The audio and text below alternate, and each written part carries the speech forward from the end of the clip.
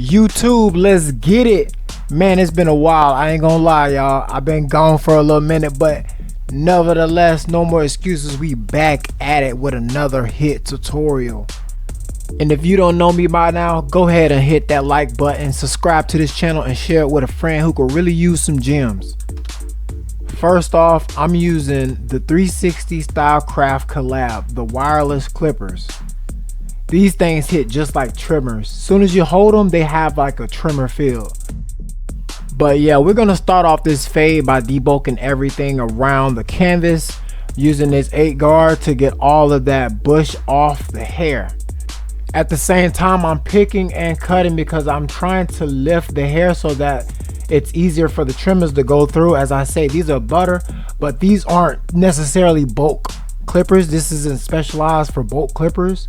I'll do another tutorial with that, guys. If you want that, just leave it in the comments and I'll show you my Super ZRs in action. I'll show you how good they are with bulky hair. Now, once you and your client comes to an agreement to the desired length of the haircut, then the next thing you're gonna want to do is go ahead and start getting those guidelines set up. And the best way to attack this method is by go ahead and getting your 2 guard and getting rid of all that bulk at the parietal ridge area, because this is just going to clear the canvas, making our lines a little bit more sharper so that we can see our guidelines and be able to follow suit a bit more clearly. You'll begin to notice that I'm keeping a rainbow-like shape because my goal here is to preserve as much area as we can. And with the high tapers, you know, these areas are small. You can see already with me doing this shape is preserving how much gradients I'll be able to get in this fade, in this taper. And honestly, you know, we want to preserve it because we want strong, dark vertical bars. And right after your full shavers, you're gonna go in with an open, no guard, fully open, and you want to kind of like use the corners of the teeth of the blade while combing at the same time, because you want the hairs to follow suit also. And I'm keeping that rainbow like shape because, like I said, I'm preserving as much area as we can. And then right after that method, we're gonna click to the middle lever and we're gonna do the same thing. We're repeating the process. We're trying to stay so consistent that it's gonna show in our work. And then right after that second lever, we're gonna close it and then just tap at that bottom line until the line starts to disappear. Immediately after, we're gonna slap on that 0.5 guard and we're just gonna kind of like nudge up a little bit just to create that gradiency. We're gonna nudge up a little bit and we're gonna keep that rainbow-like shape. And after you've nudged it, you're gonna go ahead and take that 0.5 guard off, exposing a fully open no guard clipper. And you're just gonna nudge and pretty much like tap at those dark areas while flicking into the 0.5 so that you preserve all the fading area you need. And you're just gonna close the lever halfway, all the way until you get it closed, and repeat that process. The next step would be to take your 1.5 guard, 1.5 guard fully open, because remember we debulked the side with that too. We're gonna go ahead and glide. You're flicking it with the corners of the blade, but we're basically gliding the 1.5 guard into the 2. And then we're gonna go down to the next level, which is 1 open, and we're gonna same thing, flick that, glide it right into the 1.5. So you're softening that area to make the transition a lot more visible. And as you can see, like it's already getting blurry and we're not even done. It's literally plug and play. You do these systems and you'll start seeing it right before your eyes. So the next step up is going to be your 0.5 guard fully open, and we're just keeping the rainbow like shape, nudging and using the corners of our blade and keeping that comb in hand or brush because we want the hairs to follow suit. You cut your hair. Every cut you take a stroke with the comb or brush. Okay, and then we're going to take off that 0.5 guard and we're going to use the corners of our teeth to make sure that we attack those little dark lines. And as you can see, I'm not staying in one area too long, because if you start staying in an area too long, you create harsh lines. Next step up, this client did not want his beard cut. He's trying to grow it in, so I'm just gonna add a little blend in the top part of the beard just to make it go a lot cleaner with the look. If he's gonna rock a scruffy face, at least let's blend it into the taper. So first thing first is you want to soften it up with a 0.5 guard fully open, and then right after that you're gonna take your no guard fully open and kind of like reverse fade going up. All right, you're gonna start with the bigger number down and then work your way up with the smaller number. And we're just gonna outline the back portion of the beard and go up so that it connects to the little blend and it looks purposely done. And we'll just swing around the front and just lightly tap the front.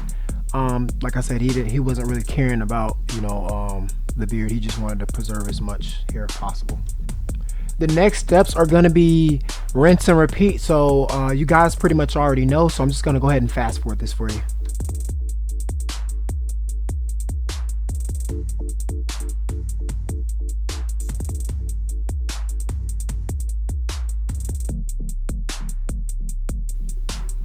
And the back is pretty much the same as the sides.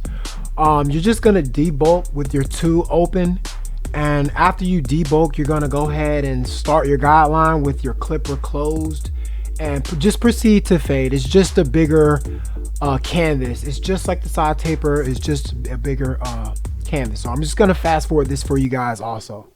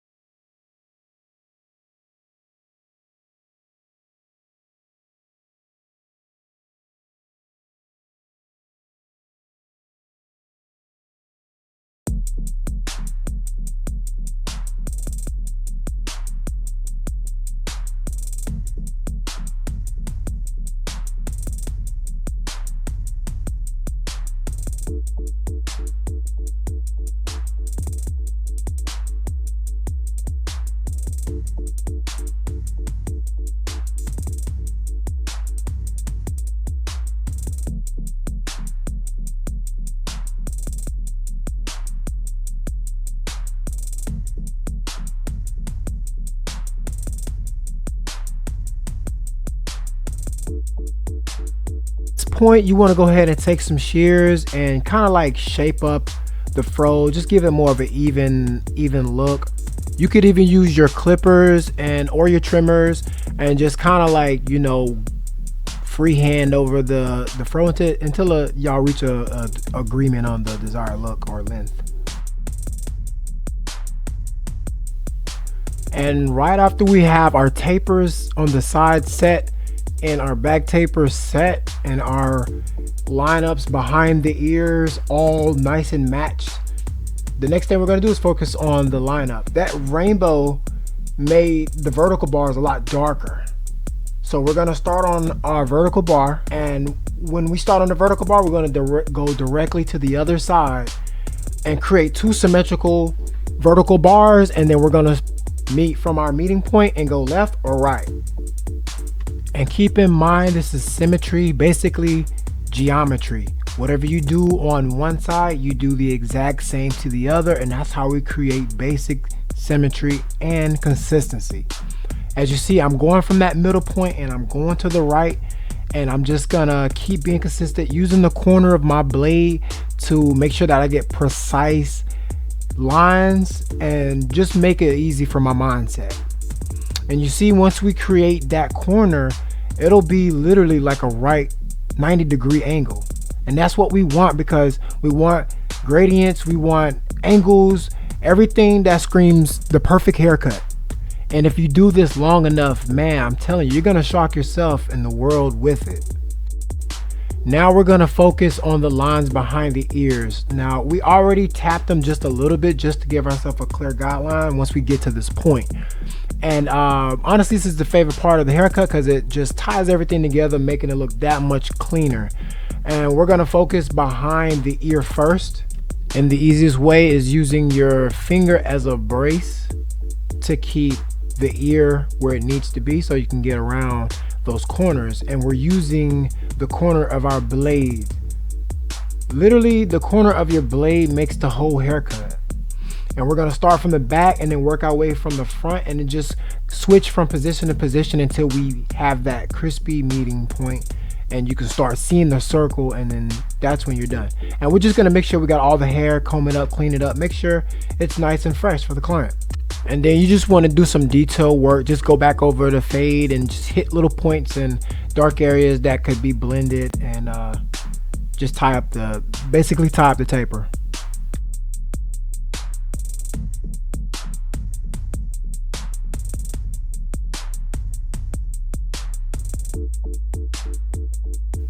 And once you make sure that detail is in there, you want to go ahead and put some product in. I'm just using a simple mousse foam because he wants to curl his hair a little bit, have a little bit of moisture at the same time.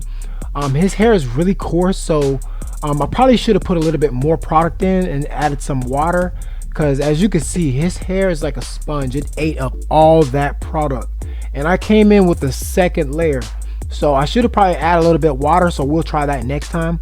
But we're just gonna massage that in, make sure it's getting in and stuff, and we're just pretty much gonna sponge it and until it gets to a point where he likes.